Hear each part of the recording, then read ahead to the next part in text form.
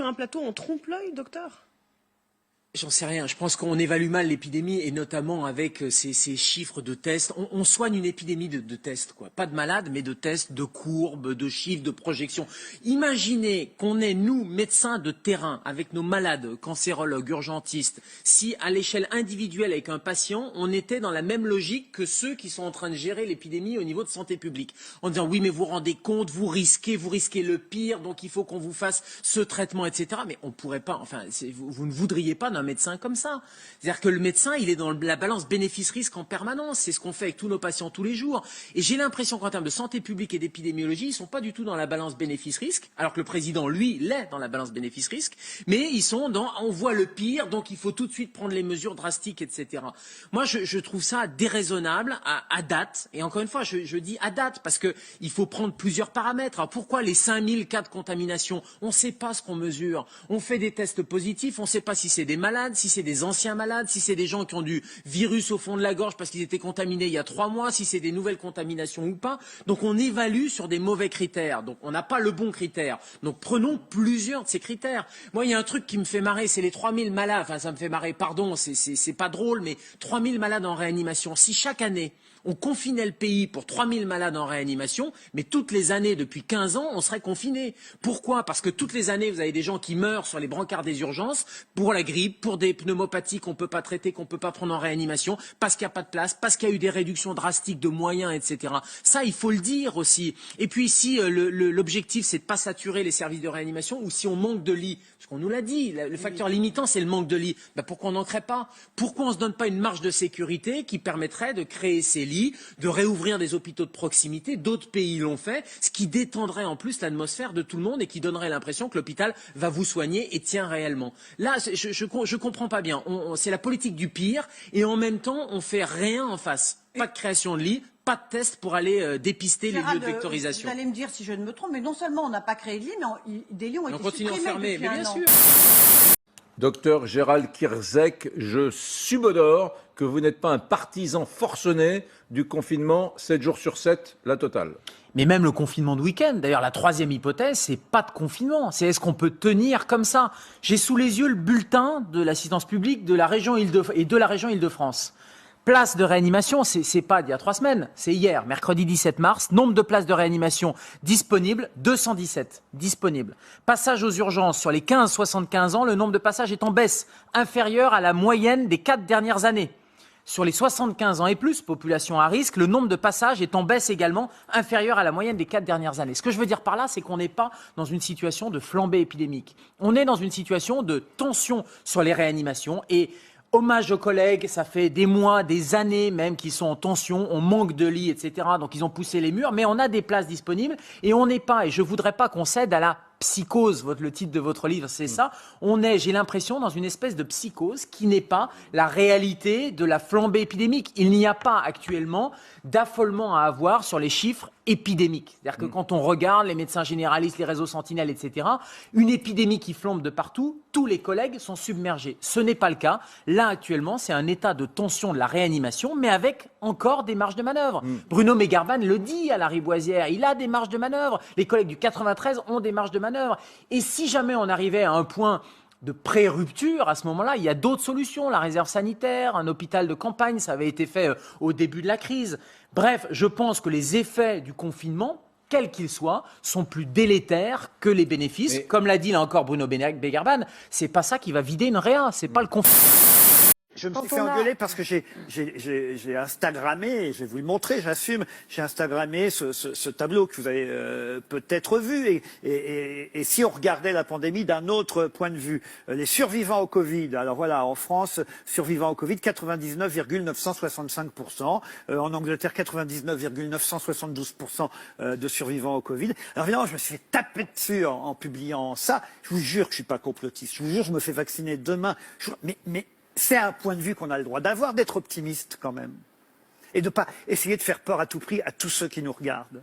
Parce qu'on ouvre un journal. Pas du tout faire peur. Mais si, non, on fait peur. Du tout. Ça, moi, ça me rassure de voir ces chiffres, par exemple. Non, pas vous? Ah ben, je suis très Ils sont vrais, ces chiffres, vous êtes d'accord? Mais bien sûr. Ah, heureusement merci. que non, mais c'est important de le dire, parce que certains disent, c'est pas vrai. Ces chiffres sont vrais, justes. Ah bah, heureusement que le taux de mortalité Et pourquoi on de ne le dit pas? Covid-19... Pourquoi on ne nous le rappelle pas aussi souvent? Pourquoi on ne nous parle que des morts tous les jours, tout le temps?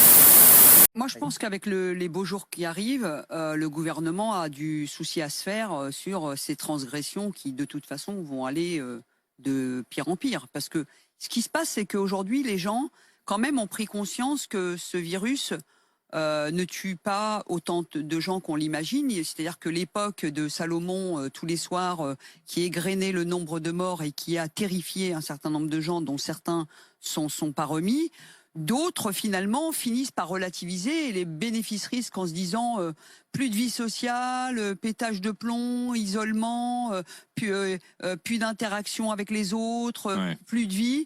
Ça me coûte plus cher pour ma santé plutôt que de braver un virus qui finalement, même si je l'attrape, je vais pas finalement peut-être mourir.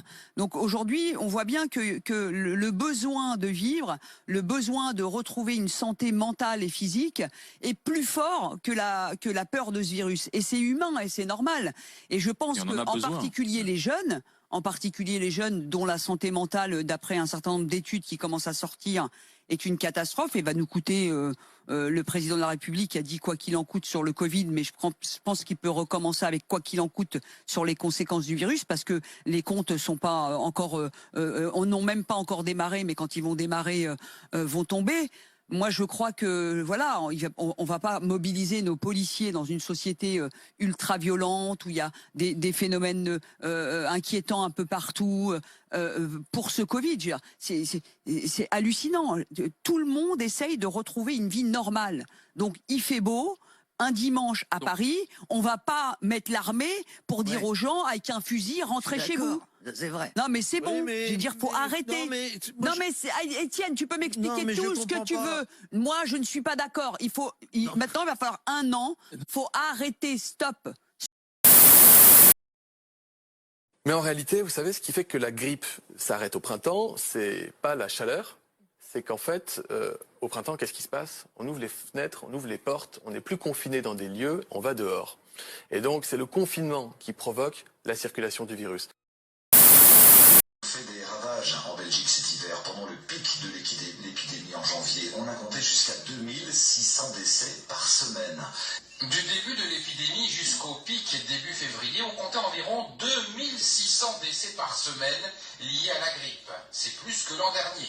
Toutefois, si le chiffre fait peur, il ne faut pas être alarmiste.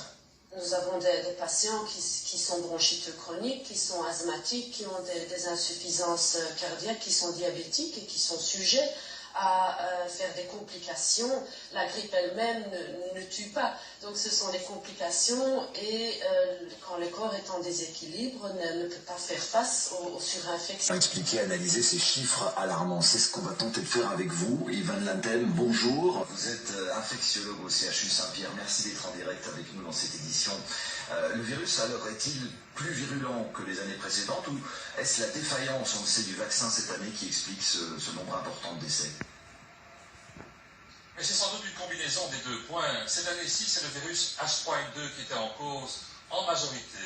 Et on sait que les années où c'est le H3N2, on a quasi toujours une surmortalité. Premier point. Deuxième point, ce H3N2 malheureusement était mal représenté par le vaccin. Et donc, contre cet ennemi plus agressif d'habitude, on avait moins d'armes pour se défendre. Les deux ensemble expliquent probablement le problème de cette année. Oui, on est là maintenant au début du mois de mars. Docteur, combien de temps cette épidémie pourrait-elle encore durer?